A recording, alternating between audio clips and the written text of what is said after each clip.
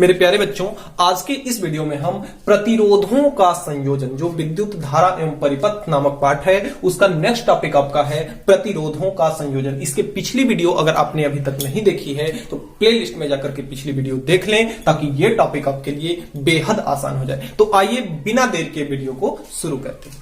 तो देखिए, हमने पढ़ा है ओम का नियम। ओम का नियम क्या होता है? ओम का नियम होता है V बराबर आई आर। V बराबर कितना होता है? I R. अगर हम R का मान हमें ज्ञात करना हो तो यहां V है, I बॉर्डर के इस पार आएगा तो बटे में हो जाएगा, यानी R का मान कितना आया? V बटे I। इसके थोड़ा सा और पहले चलें तो ओम का जो नियम है वह होता है V अनुक्रमानुपाती I। V अनुक्रमानुपाती कितना होता है? I। यानी कि कहने का मतलब यह है कि अगर इसको बढ़ाया जाएगा तो यह भी बढ़ेगा, अगर इसको बढ़ाया जाएगा तो ये बढ़ेगा। अब देखिए, प्रतिरोधों का संयोजन हमें क्यों, इसकी आवश्यकता क्यों पड़ी? प्रतिरोधों को जोड़ने की, प्रतिरोधों को संयोजित करने की आवश्यकता हमें क्यों पड़ी? तो अब देखिए, कोई अगर आपसे ये कहे कि I का मान 2 गुना कर दिया जाए, दुगुना कर दिया जाए तो R का मान क्या होगा?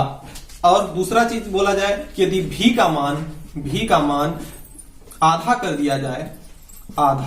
दिया जाए तो R का मान क्या होगा? तो अब देखिए, इसमें से इसका उत्तर आप क्या बताएंगे कि अगर I का मान इस समीकरण में, अगर I का मान क्या कर दिया जाए? 2 गुना कर दिया जाए तो R का मान क्या होगा? और V का मान यदि आधा कर दिया जाए तब R का मान क्या होगा? तो यहां से देखिए स्पष्ट है। अगर ऐसे देखा जाए, देखिए अगर I का मान कितना किया जाए? 2 गुना, यानी 2I किया जाए तो 2 जब इस साइड में आएगा, भाग में है, गुणा में हो जाएगा तो ये कितना हो जाएगा? 2R। तो जब I को 2 गुना किया जाएगा तो प्रतिरोध भी क्या होगा? 2 गुना होगा। और लेकिन जब V को 2 गुना किया जाएगा, 2 भी किया जाएगा तो 2 इधर आएगा तो किसमें हो जाएगा? 1/2 में, यानी R क्या हो जाएगा? आधा हो जाएगा। जब V को 2 गुना किया जाएगा तो R आधा हो जाएगा। जब I का मान 2 गुना किया जाएगा तो R कितना हो जाएगा? 2 गुना हो जाएगा। लेकिन दुख की बात यह है कि ऐसा नहीं होता है। क्यों? क्योंकि यहां ओम का नियम कहता है कि अगर V को बढ़ाया जाएगा तो I बढ़ेगा, यानी कि अगर हम I का मान 2 गुना करते हैं तो V का मान ऑटोमेटिक ही 2 गुना हो जाएगा, क्योंकि V और I इतने अच्छे दोस्त हैं कि एक में कोई परिवर्तन किया जाएगा तो दूसरे में ऑटोमेटिक परिवर्तन हो जाएगा। तो अगर इसका मान हम 2 करते हैं तो इसका भी मान ऑटोमेटिक 2 हो जाएगा, और ये 2 से 2 कट जाएगा, इसके मान में कोई परिवर्तन नहीं होगा। इसका मान अगर आधा किया जाएगा, यानी 1/2 किया जाएगा तो इसका भी मान कितना हो जाएगा? 1/2 हो जाएगा, और 1/2 से 1/2 आपका कट जाएगा तो इसके मान में कोई परिवर्तन नहीं होगा। तो यानी कि हम कुछ भी कर लें लेकिन R के मान में कोई परिवर्तन नहीं हो रहा है। तो इसीलिए हम करते हैं प्रतिरोधों का संयोजन। तो प्रतिरोधों का संयोजन क्यों किया जाता है? किसी भी विद्युत परिपथ में क्या लिखेंगे? प्रतिरोधों के संयोजन की परिभाषा कि किसी भी विद्युत परिपथ में हमें इच्छित प्रतिरोध, यानी अपने इच्छा के अनुसार प्रतिरोध प्राप्त करने हेतु हम क्या करते हैं? प्रतिरोधों का संयोजन करते हैं। क्योंकि हम किसी भी कंडीशन में देख रहे हैं कि इसका मान बदल नहीं रहा है, R का मान कम या ज्यादा नहीं आ रहा है। यह आएगा कब? जब या तो हम V को नियत कर दें या तो I को नियत कर दें। तो I को नियत या V को नियत, जब एक को नियत कर दिया जाएगा और दूसरे का मान बढ़ाया जाएगा तो R का मान क्या होगा?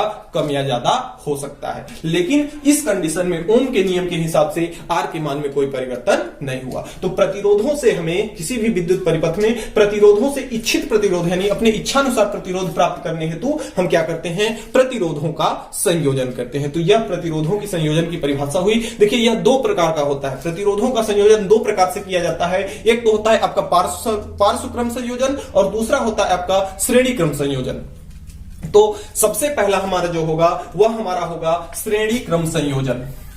पहला होगा आपका श्रेणी क्रम संयोजन। पहला हमारा है श्रेणी क्रम संयोजन। अब देखिए, श्रेणी क्रम संयोजन में क्या होता है कि जैसे अगर आपका कोई एक विद्युत परिपथ है, विद्युत परिपथ आपका कुछ इस प्रकार से है, इसमें हम क्या करते हैं? एक हाई पावर की बैटरी लगा देते हैं। तो ये हमारा, और यहां पे कुंजी लगा देते हैं। जब इसको ऑन किया जाएगा तो ये ऑन होगा, और इसमें प्रतिरोधों को जोड़ देते हैं। ये हमारा पहला प्रतिरोध है, और ये हमारा क्या है? दूसरा प्रतिरोध है, और ये हमारा क्या है?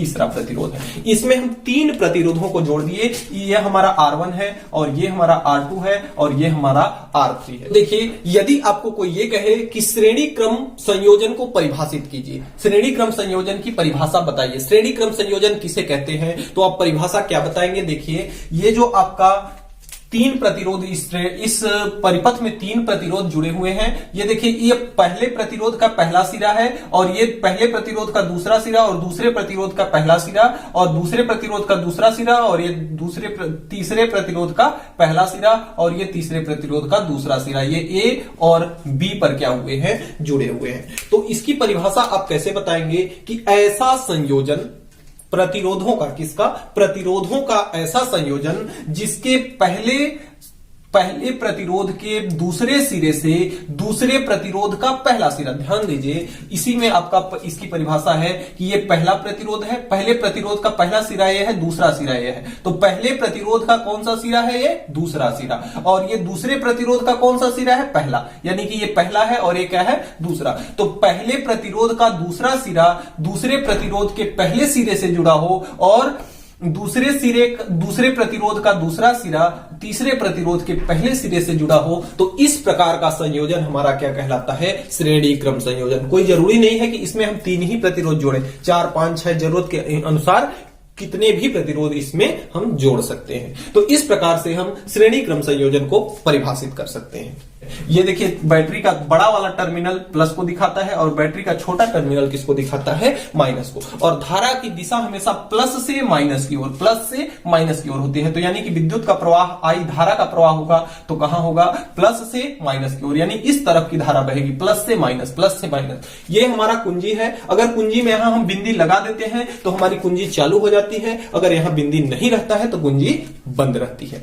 तो देखिए, यहां पे एक बात आप हमेशा याद रखेंगे, वह क्या है कि रास्ता बदलने पर धारा बदलती है और बिंदु बदलने पर विभवांतर बदलता है। ये बॉक्स में लिखिए कि रास्ता बदलने पर धारा बदलती है और बिंदु बदलने पर विभवांतर बदलता है। जैसे यहां पे अलग बिंदु है, इसका दूसरा टर्मिनल अलग बिंदु से जुड़ा है, इसका पहला टर्मिनल अलग, दूसरा टर्मिनल अलग, और इसका पहला और इसका दूसरा अलग अलग बिंदु से जुड़ रहा है। यानी यहां पे क्या बदल रहा है? बिंदु बदल रहा है। तो इसका विभवांतर V1 होगा, इसका विभवांतर V2 होगा, इसका विभवांतर V3 होगा। लेकिन रास्ता नहीं बदल रहा है। यहां से जो धारा जारी है उसका केवल एक ही मार्ग है, रास्ता में कोई बदलाव नहीं हो रहा है, रास्ता एक ही है। इसलिए धारा आई यहां भी रहेगी, आई यहां भी रहेगी, आई यहां भी रहेगी। तो धारा के मान में कोई परिवर्तन नहीं होगा। अब देखिए, हम जानते हैं कि ओम का नियम जो होता है, ओम का नियम, तो ओम का नियम क्या होता है? ओम का नियम होता है आपका V बराबर I into R. I into कितना होता है? R। V बराबर I R। तो अब हम देखा जाए, अगर पहले प्रतिरोध के लिए यहां हम लिखेंगे पहले प्रतिरोध के लिए, इसको हम मान ले रहे हैं समीकरण नंबर 1, V बराबर I R। पहले प्रतिरोध के लिए देखा जाए, पहले प्रतिरोध के लिए V का मान कितना है? V1 है। तो V के जगह पे कितना रख लिए हम? V1 रख लिए, बराबर का चिन्ह है, बराबर लगा लिए। I के जगह पे धारा का मान कितना है? I ही है। तो धारा का मान कितना है? I ही है। ये कैपिटल I इसको हम कर लेते हैं। तो ये हमारा धारा का मान कितना है? I ही है। प्रतिरोध, पहले प्रतिरोध के लिए प्रतिरोध कितना है? R1 है। तो ये कितना है? R1। इसको मान लेते हैं समीकरण नंबर 2, समीकरण नंबर मान ले रहे हैं 2। अब दूसरे, इसी प्रकार से दूसरे प्रतिरोध के लिए देखते हैं। दूसरे प्रतिरोध के लिए, तो दूसरे प्रतिरोध के लिए देखा जाए तो V, विभवांतर का मान दूसरे प्रतिरोध पे कितना है? V2 है। तो ये V2 हो जाएगा बराबर I का मान तो बदल नहीं रहा है, I का मान R1, R2, R3 के लिए भी समान है, और प्रतिरोध कितना है इसका? R2 है। तो इसको मान ले रहे हैं समीकरण नंबर 3। अब आगे अगले क्रम में हम इसी में देखते हैं कि तीसरे प्रतिरोध के लिए, तीसरे प्रतिरोध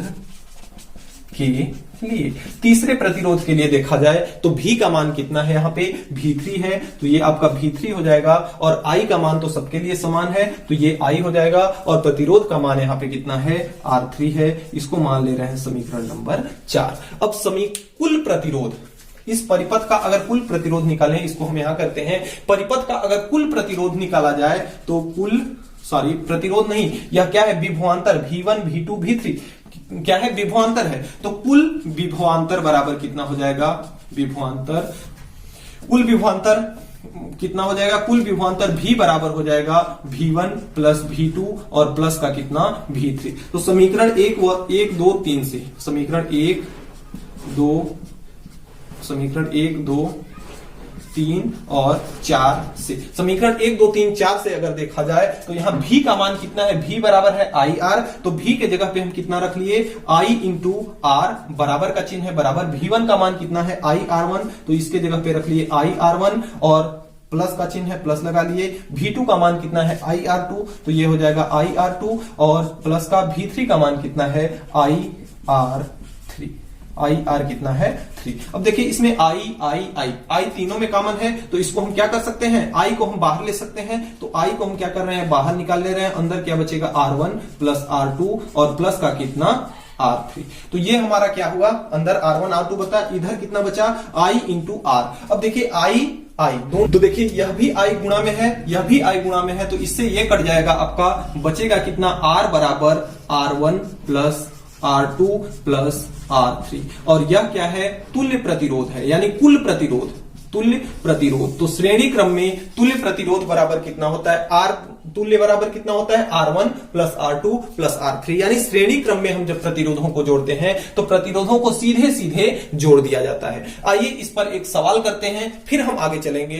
तो अब देखिए आपका अगर सवाल इस प्रकार से दे देता है, जैसे यह आपका कोई एक परिपथ दे दिया और बता दिया कि इस प्रतिरोध का मान आपका 2, प्रतिरोध का मात्रक क्या होता है ओम। तो इस प्रतिरोध का मात्रक मान 2 ओम है और इस प्रतिरोध का मान 3 ओम है और इस प्रतिरोध का मान 5 ओम है। तो इस परिपथ का कुल प्रतिरोध बताइए। तो हमने अभी अभी सूत्र डेरिवेशन किया कि श्रेणी क्रम संयोजन का तुल्य प्रतिरोध या कुल प्रतिरोध कि R बराबर कितना होता है, R1 प्लस R2 प्लस का कितना R3। अब देखिए R1 का मान 2 है, R2 का मान 3 है। यह आपका R1 पहला प्रतिरोध, यह आपका दूसरा प्रतिरोध, यह आपका कौन सा प्रतिरोध है, तीसरा प्रतिरोध। तो तीनों प्रतिरोधों के मान को आपस में हम क्या करेंगे, जोड़ देंगे। तो हमारा क्या निकल के आएगा, R तुल्य, यानी कि कुल प्रतिरोध, परिपथ का कुल प्रतिरोध। R तुल्य का मतलब क्या हुआ, परिपथ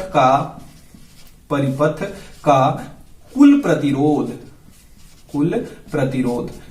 R तुल्य बराबर हुआ। तो R तुल्य बराबर R1 का मान कितना है, 2 ओम है और प्लस R2 का मान कितना है, 3 ओम है और प्लस R3 का मान कितना है, 5 ओम है। तो कुल मिलाकर के R तुल्य बराबर कितना हो गया, R तुल्य बराबर हो गया 3 और 2 5 5 कितना 10 और ओम।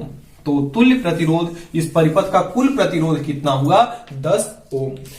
तो डियर स्टूडेंट्स, आज के वीडियो में इतना ही। हमें उम्मीद है कि आज हमने जो भी पढ़ा आपको अच्छे से समझ में आया होगा। अगर फिर भी किसी भी प्रकार का कोई डाउट है तो आप नीचे कमेंट बॉक्स में कमेंट करके जरूर बताएंगे, आपकी प्रॉब्लम को सॉल्व किया जाएगा। और अभी तक आप मेरे चैनल को नहीं सब्सक्राइब किए हैं, चैनल पर नए हैं, वीडियो आपको अगर समझ में आती है तो प्लीज चैनल को सब्सक्राइब करना ना भूलें, क्योंकि मैं आपके लिए इसी तरह की वीडियो, आपके बुक से रिलेटेड इसी तरह की वीडियो हमेशा लेकर के आता रहता हूं। तो मिलते हैं अगली क्लास में, तब तक के लिए गुड बाय।